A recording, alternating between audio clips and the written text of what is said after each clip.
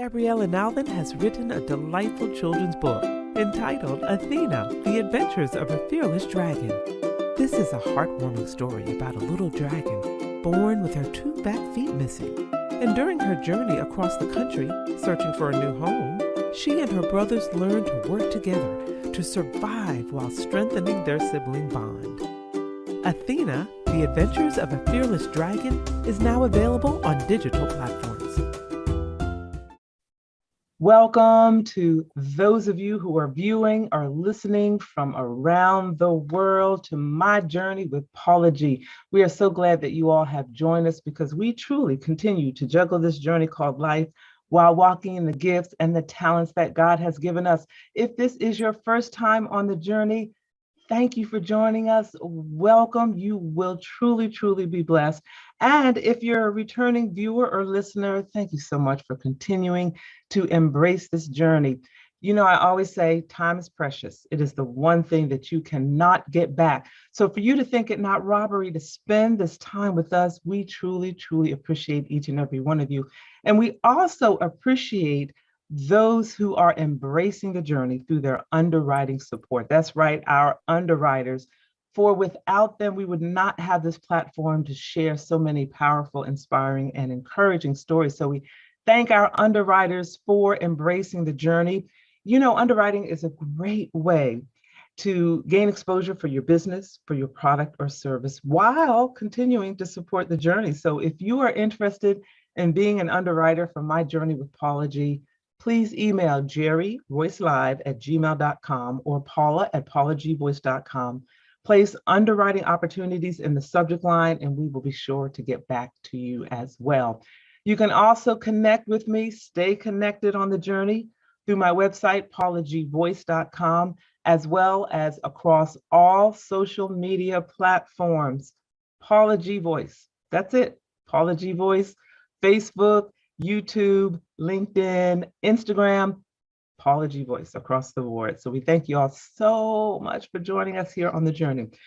Before we have a chat with our guest, I want to take a moment and share with you a bit of Paula's perspective. And this comes from my book, which is entitled My Journey to Lady Wisdom After Midnight, which is a transformation of who I was to who I am today. Not that my life before was a bad life, but as you go through challenges in life, things change, circumstances change, your life changes, and sometimes transformation is necessary. All right, so here's an excerpt for you. The journey to healing and self-renewal takes time. It takes facing some unpleasant things. It takes admitting some unpleasant things. It takes accepting responsibility, and it takes forgiveness. Sometimes it even takes giving up the right to know or understand why something happened, because sometimes the answers are dead and buried in a person or persons who have passed on. And when I tell you I had to learn that lesson on my own, I'm speaking truth. This is not something that I learned in a book, although it is in a book. It is something that I have lived, that, you know, as we go through this journey, part of transformation is healing. Y'all, we've got to heal from whatever it was, whatever the hurt, the pain, the anger, whatever it was, we've got to heal from it. And we may not always get resolution for whatever it is. And, you know, as I said, the person that hurt us may have passed on, and we may not get that resolution, that face-to-face resolution that we desire. But at some point, some way, we have to find a way to make peace with it, so we can open ourselves to all that God has for us in front of us. I know it's hard, it's difficult. I am preaching to myself. I know it is difficult, but sometimes we've got to find a way to release the anger, release the hurt, release the bitterness, forgive, so we can open ourselves to all the blessings that lie before us. So that is Paula's perspective, and I hope that helped someone. And before I bring on my guests, I also want to give a shout out to my dear, wonderful friend of over 26 years. We were Army wives together. And you know, when you're Army wives throughout life, that bond never ends. And I just want to thank her for this wonderful gift, finding the joy in your journey. So I want to thank my dear sister, Mrs. Inger M. Ferguson, who is also the South Carolina Educator of the Year for this particular year. So we thank her praise God for her, what she does in her ministry of education, because that's really a ministry, as well as her creative ministry, as she too is juggling this journey called life while walking in the gifts and talents that God has given us. And speaking of gifts and talents, my guest today, this young lady, you might want to get paper and pencil. I tell you all sometimes get paper and pencil. You might want to get paper and pencil because I know she's going to drop some nuggets. She's an author. She's a screenwriter. She's an actress, a producer. She's a healthcare worker, and she is indeed juggling this journey called life while walking in the gifts and the talents that God has given her. She is Ms. Tiffany Elle Burgess. Tiffany, welcome, welcome, welcome to the journey. Thank you. Thank you, Paula, for having me and always being supportive of my many jobs, the many hats that I wear. Thank you. I think you are so welcome. I think you're such an encouragement because you truly are an example of juggling this journey called life because you still work full time while walking in the gifts and the talents that God has given you that I've mentioned, being an author and a screenwriter, an actress, a producer, a healthcare worker. So first of all, if you can, tell us a bit about your full-time job. And then how do you juggle it? How do you juggle it? How do you get it all done? Because you are just doing it. Thank you. By day, I'm a public health professional. So I went to Emory for grad school and loved my experience at Emory and got a master's of public health. I went to Hampton University. So shout out to HU, the real HU. For undergrad and my undergrad degrees in biology. And I always knew I wanted to work in healthcare. I was pre-med at first. And so I do have that passion. So that's what I do by day, public health professional. I focus on chronic disease prevention. And then you mentioned the other things by night. So wait a minute, let me pause you right there. So right now, at the time of this particular conversation, we are, some say we're beyond it. I personally think we're still in the midst of it. But anyway, we're the pandemic. So I would imagine that your day job has been amped up a bit. It has. COVID has, the pandemic has changed things. I was on campus at CDC, and now I'm working from home, which is different because I'm a public health consultant housed at the Centers for Disease Control and Prevention. And I've been in public health for about 20 years now, which kind of gives away my age as well. But it's right. But yes, it's been busy. It's been busy. And I agree with you. I feel like we're still working through this pandemic. With God's grace, we're making it every day, and hopefully I know and pray that we'll get on the other side of it. But right now, I'm like you, I still feel like we're in it, and it definitely has ramped up the work that we do as public health professionals. So now your day job has been ramped up because of the current situation, yet you're still walking in your gifts and talents. So share with us how that's working out for you. It's it's a balance for me. It balances me out because I'm definitely someone who is the science health mind, but also have this creative side, and I have to use both for me to be happy and to feel fulfilled. So whether it's on my lunch break, whether it's weekends, whether it's at night, shout out to insomniacs. I do a lot of work at night, a lot of writing if I can't sleep. And just, it may take me a while. The first book took me like 9 months. The second book took me a couple of years, and just finished the first draft of the third. It's taken me like 3 years, but I get it done. And I just carve out time. You have to make time to really nurture the gifts and talents that God has blessed you with. And that's something my mother has poured into me. He'll give it to you, but you have to work on it, faith without works. And you have to do your part. And that's what I try to do. I try to nurture the gifts that he's given me.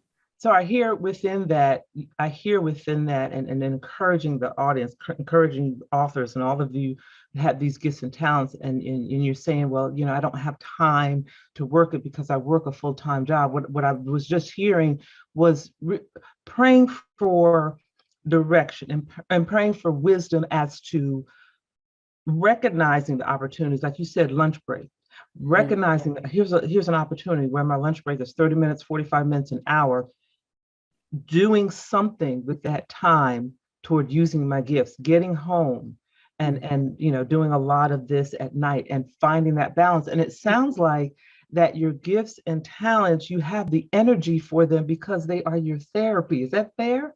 That is fair. It gives me life. It energizes me. There's nothing like seeing an audition through. There's nothing like getting a role. Got my first role on the Wonder Years on network television. There's nothing like seeing what God can do in your life if you trust him and meet him halfway. Like, I haven't even met him part of the way. I still have a lot to, I'm 42 years old and I have so much more that I'm still learning about Tiffany Burgess, and I'm growing. And I'm amazed at what he's done thus far, but I'm excited to see what he has in store for me if I just step out on faith and do my part. So you have to carve out a little bit of time to learn those lines or to jot down some notes for your book. And don't put yourself on a timetable as far as finishing, because that to me sometimes can be a trap. Now it's time management, and you do want to make sure you have a plan, right? And it's okay to set milestones, but don't get discouraged if you didn't finish, by April. I wanted to have this third book done by last August, 2021, before I turned 42. Well, it's okay. I got the first draft done, the first quarter of 2022. And that's okay. Like that, I'm still rolling, Yes. And okay, now I told you all, paper and pen. She just dropped some nuggets about the timetable and using your time. And I love what you said about meeting him. He's opening these doors and you feel like you've only met him part of the way, and you have so much further to go. And when he gives you those gifts and talents, he's given them to you. Now you have the responsibility of figuring out how to utilize them. And it's different for everyone, because maybe for someone else, well, I can't do it at lunchtime because I got to check on my kids, this, that, the other. Okay, that's fine. We're not saying that's written in stone. What we're saying is you have to figure it out for yourself, and it's not easy, and you might lose some. You gave shout out to the insomniacs. You're gonna lose some sleep, right? So oh my gosh, I know you just helped somebody with that. And then the books, that each one was not completed within the time frame that you thought it needed to be complete, but you kept going and you didn't stop. And now you've completed 3 books. I love it. Don't give up. Don't give up. Sometimes you get discouraged, and it won't be easy, but I feel like nothing worth really having. It's just easy. It just comes easy, right? You have to put in some hard work. You have to, really focus and have this goal in mind, and then a plan to reach your goal. And then you just keep pushing, So Skin Like Mine, as I've told you before, wasn't a children's book. And I had been working on that since 2007 when I took an evening at Emory class. But when my grandmother passed and I found myself lacking that joy, I found myself feeling a little, dealing with depression, which I think we should talk about these things as African Americans, especially African American women. You can be a strong woman, right? A strong person, have a strong faith, but still sometimes deal with sadness or depression or something like that. And when my grandmother passed, my grandfather passed, the same year, I had lost some joy. And that's when my mother reminded me of some of the things that bring me joy and talents and gifts that God had blessed me with that I had not been focusing on. And that's when the children's book, Skin Like Mine, that's when it evolved. And I've just been running ever since. Yes. Yeah. And all of this, you've kind of basically kind of given it to us in a nutshell, is a manifestation of a childhood dream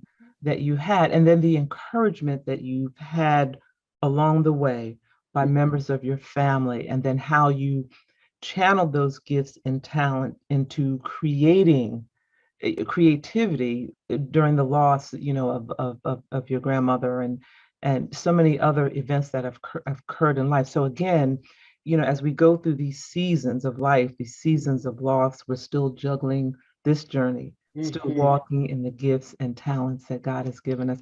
And you mentioned your books, and I've had the pleasure of being able to read them. They're so delightful, and Thank I believe one of them was read for the Storytime you. Yeah. network as well. So it's just been delightful. You also have a partnership with Mhm. two gentlemen. Can you share a little bit about that with us? I do. Well, so it's actually about three gentlemen, but two different partnerships. But I have Tyler Street Films, Mhm. which is our film production company. My two wonderful partners, guy friends, brothers, Lawrence Law Watford and Jack Manning III. We all went to Hampton University together, and we formed Tyler Street Films, and we have. We came out with Flipped, our short film that was well received, and then Catharsis, and the guys serve as producers on Skin Like Mine. There's another Hamptonian named Stanley Autry, and he and I formed a partnership for Skin Like Mine, the animated short film, and he's also my partner on this third children's book. So I feel like as pirates, as alums, we're getting it done here in Atlanta, and well, Law's in New York. But the partnerships have really helped, keep me on task as well, and help me feel like I have that support and I don't have to do everything myself. So Right. they've all been blessings in that way. What do you feel is the key to a successful partnership, or what has been your experience in regard to what has made your partnerships successful thus far? I would say not lack, sorry. Well, yes, a lack of egos, but could you put that aside? But respect. We Mhm. respect each other's ideas, each other's creativity. You may want to do something one way. You may see it going in one direction, but you have to be open to your partners because they may have a brilliant idea and a different way, a different perspective of seeing things. And you have to be open to that because together you can create something beautiful like Flipped.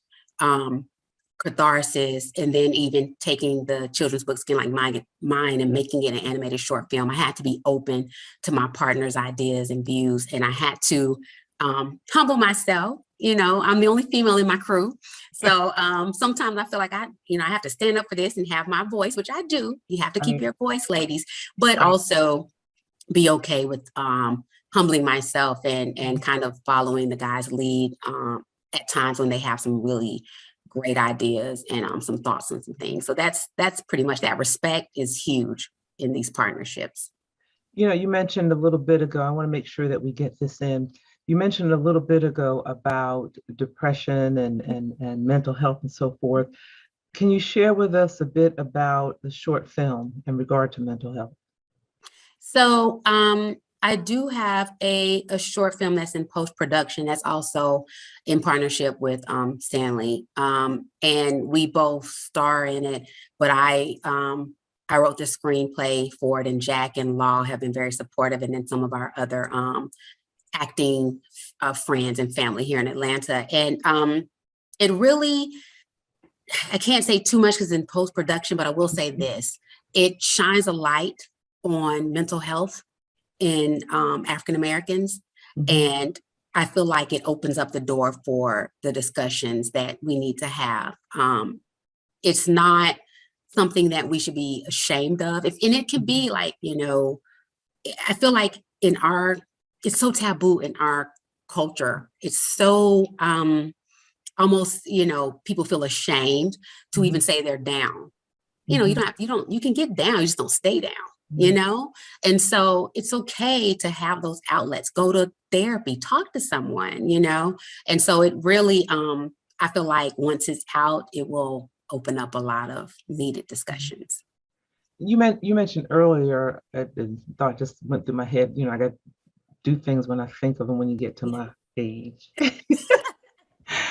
You mentioned the Wonder Years. Do we know specifically which episodes of if people go back and watch on demand? Do you remember which episode it was specifically?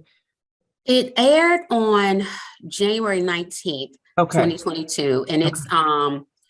it's the episode I'm with the band. I think it's episode 112 on Mhm. ABC. Okay. Yeah. Yeah. And then I thought there was one where, oh, a clerk in a store. Yeah, that's I play That's the okay. I play the store clerk with with Dule Hill and EJ Williams, and it was Yeah. just some amazing experience. So yeah. Excellent. Excellent. Excellent. Flip, in the few, we've got maybe a couple minutes. Flipped was, to me, it was such an ingenious concept. And to watch it from the beginning to the end was just really so powerful.